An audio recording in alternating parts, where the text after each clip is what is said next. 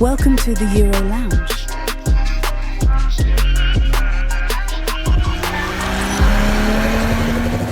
All right. How you doing, Benny? Good. Great. Today we're talking about the N54. Specific questions. Yes. Okay, shoot away. What's Fire so away. special about the N54? I mean, there's a lot of things that are special about it. You keep talking about it. I as keep talking about it. Amazing motor. So let's go over a Spools. few things. First of all, it's an E96, Okay. which makes 3-liter displacement. You get 3 liters out of a very compact engine. Okay. And that makes it very handy and a lot easier to work on than a V6 like you would find on a B8 S4. A lot of the work, it's actually relatively easy. Okay. Even changing the turbochargers, which is one of the biggest jobs, it's still accessible. We here actually dropped the whole engine because we do have a table and we've done thousands of these jobs. So many, it's yeah. so easy. I think my brother can have that engine down in just under an hour. Wow. With a manual transmission especially. Okay. So the fact that it's compact, second of all, the way they were designed, the same as people advocate for the 2JZ, Yeah. I'll advocate for the N54. N54. Okay. Same displacement, same layout, inline 6 3-liter, forged internals. It comes blueprinted from the factory, which means that it's balanced to zero from the factory. Nice. So it's a very smooth running engine and has the potential to make a lot of horsepower, given that the bottom end is fully built. You do have some weaknesses, like the oil pump is a known issue, mainly on track cars. Okay. Yeah. But Just from like high G's going around corners. type correct. of thing? Going around Okay. corner, it takes to go for oil starvation, and there's not a lot of companies that have updated those pumps. There's actually a company in Quebec that we're working with, Oh yeah. and they're developing a new style pump with a new style pickup tube and a new oil pan to kind of fix Combat that. issue. Yeah, combat yeah, that yeah. issue, exactly. Cool. Why do people choose those over, say, an Infiniti Q50S or something? So BMW N54s that come in many compact SUVs and sedans and coupes and so on, they already make 330 horsepower out of the box. Yeah. And BMW detuned that engine significantly. Mm. I think it was tested for 500 horsepower with a factory warranty, but they detuned it to 330, and that was mainly done for emission reasons. Wow. Yeah. But the fact that they're so accessible and parts are so accessible, readily available, relatively inexpensive, and the engine is actually designed to take all these modifications. So like we were talking in the past, you can push 400 horsepower just with a tune. Wow. That's it. I mean, reliably, there is the charge pipe, which is the pipe that connects the intercooler to the throttle body. It's made of plastic from the factory. And a lot of Okay. people hate the fact that they're plastic. What do BMW think? These BMWs are on the street that have 250,000 kilometers. They've been around for 15 years, and it's still perfectly fine. With the plastic. So, but they're plastic, exactly. They're they're lightweight and Yeah. they're cheaper to produce, but they clearly work. But that's one of the weak points. We've noticed that the second you push even stage 1 plus, you get 380 horsepower, they crack, they split. Very common. But reliably, intercooler, downpipe, and charge pipe, you'll Yeah. get 400 horsepower with a tune. Wow. And we've okay. done those for about $2,500 parts, labor, tune, and testing. And that'll you're gone. include even 400 horse. Just 400 like that. horsepower, just like that. And it's reliable. Okay, so you've been talking in the past about this 1,000 horsepower N54 that we're working on. Now, Very excited. I'm sure the people have seen on Instagram and some of our YouTube. Tell us a little bit about this 1,000 horsepower N54. What's happening to it? So this customer obviously has some money and likes cars. Great Mind you. combination. Great combination, yeah. I mean, he's he's a great customer. He always checks in with us. He doesn't question too many things. He trusts the process. He believes in good. the process because that's many times he comes here sometimes and people say, you go to a mechanic shop to have your ball joint changed, but you don't want to see the mechanic touch a hammer or swing a hammer. You have to trust the process. Sometimes the process can be dirty, and sometimes the Sometimes you process need a can be hammer for a ball scary. joint. So you just have to let the mechanic do their thing. If you trust the customer, that's why sometimes you don't even want to have the customer come to the shop. It's like, oh, they're gonna catch us at the wrong time, or we spilled some oil. It's a part of the process. Wait, be patient. Yeah, for sure. And trust us. But and he this trusts customer us. is that customer. He comes in regularly. He just loves what we do. He Awesome. just loves to sit in a corner and just watch us work on the vehicles. Yeah. Going back to his car, so he loves cars, but he doesn't go to the track that much. Okay. But he's had this vehicle for a long time. He's done a lot of modifications. Okay. I think when he came to us, he was pushing nearly 700 horsepower, I want to Wow. say. I think it already has stage 2 turbos. So was that on the stock block or was that already built? Stock block, stock engine. block, That was a stock nearly engine. 700 horsepower Correct. Yeah. out of an N54. Yeah. Yeah, people have done it. Vargas pushed 780 horsepower on the factory, the stock turbos. Insane. Stock engine, and I don't know exactly how long they ran it for, but they were able to do it. It worked for a second. And it worked. Well, more than a second. I think they drove it. It was daily driven vehicle. Okay. So anyways, this this customer, yeah, he just wanted it done. And he loved the vehicle, and he's always wanted 1,000 horsepower. Wow. You know, everything that starts with a 1, and there's 3 more digits after that, it's cool. You know, it's in a different class. No, for sure. Yeah. So what has to be done to an N54 to achieve that? So the engine does have to be built. Okay. And there's a lot that goes into the build of the engine. So that's not stock internals anymore. No. So what exactly had to be done to this N54 to push 1,000 horsepower? Okay, so the engine, that's quite a process to build the engine. That's the foundation of pushing 1,000 horsepower. For sure.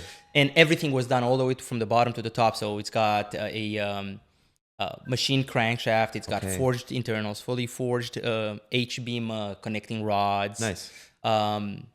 Different style of forged pistons. Okay. It's got a port and polished head, polished cams. It's actually going to be a little bit lumpy. Oh, but I don't- really? Yeah, but we do have the benefit of having an external vacuum pump on this engine for the brake booster. So you don't have those issues that you do because you can fine tune that too. Like you would on an American vehicle. And where is the it second- stock ECU like that's running all this? Yes, Wow. stock ECU. But all the internals are just now Everything. upgraded. Fully built, yeah.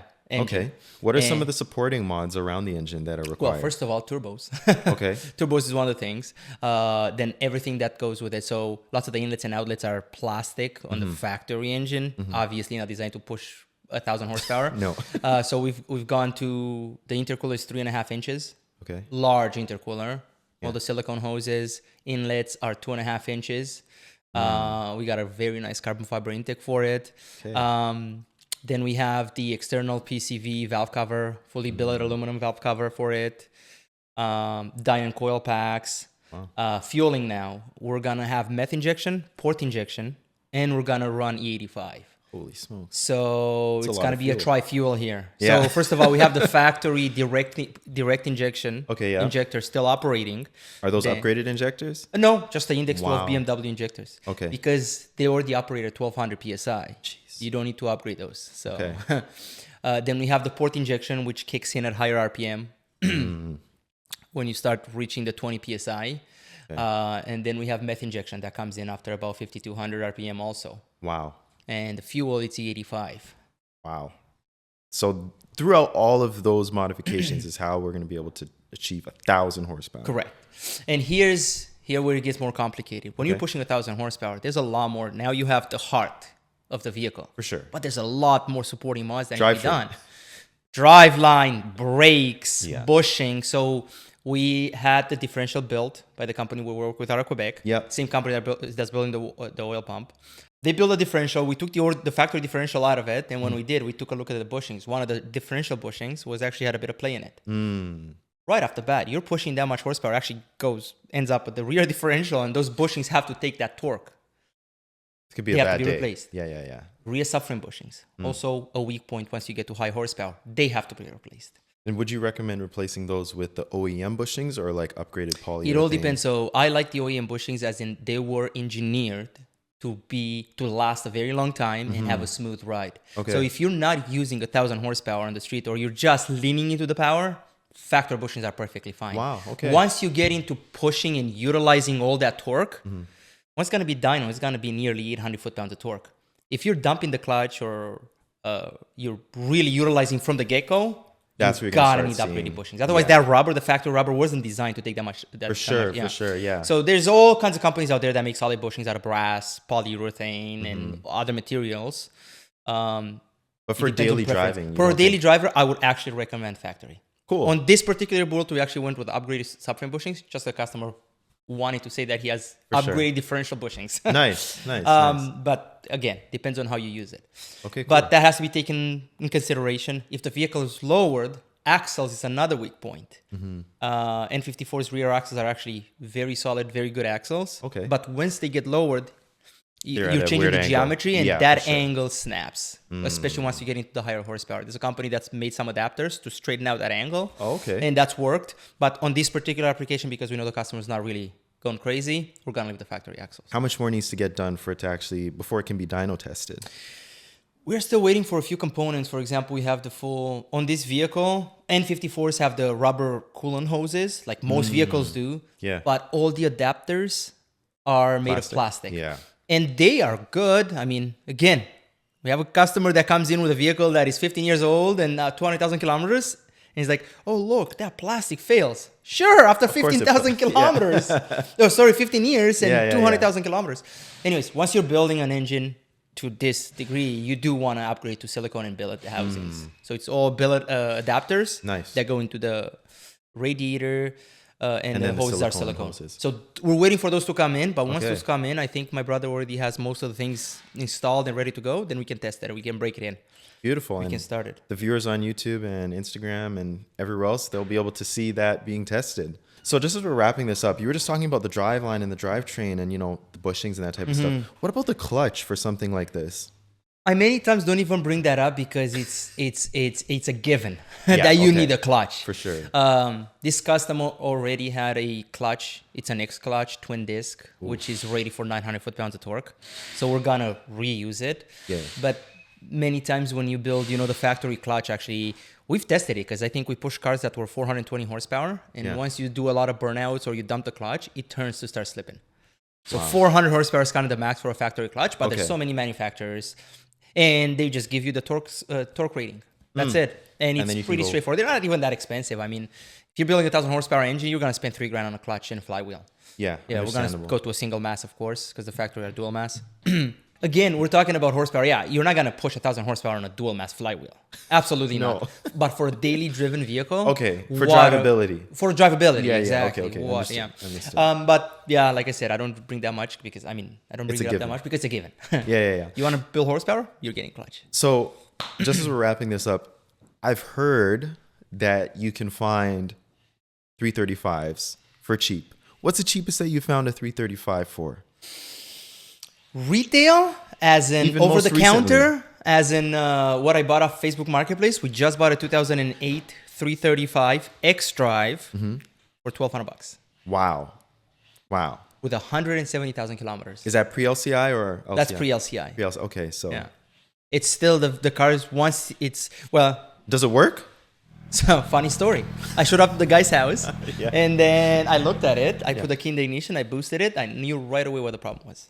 I How'd knew you that know? the ground strap was. It's a very weak point for those vehicles. You wouldn't even call it a weak point. Again, 15 years, 200,000 kilometers. It happens. Yeah. And it's a pretty. We charge like $180 to replace the parts and labor those Yeah, ground yeah. straps. But It's I not knew bad. right away. By the way it was acting, and I had to convince the guy to take my money and sign the ownership before I got it started because he was stuck in a snowbank. I couldn't push it or anything. The brakes were seized. Oh, you So- needed to start it. I had to start. Yeah, We yeah. were not getting the, and he was down this small alley. So I got there and I'm like, okay, Take my here's money. my money. Sign the ownership. He's like, a little suspicious. I went in the car. I bypassed the ground strap. I didn't bypass the ground strap. I regrounded the engine. The car started right up. The guy's face dropped. He wanted his money. He was like, I want to keep the car now. I'm like, too late. That's hilarious. So Well, that's a cool story, Benny. yeah. And that's going to end it for today for the N54 and the E90. Guys, thanks for watching.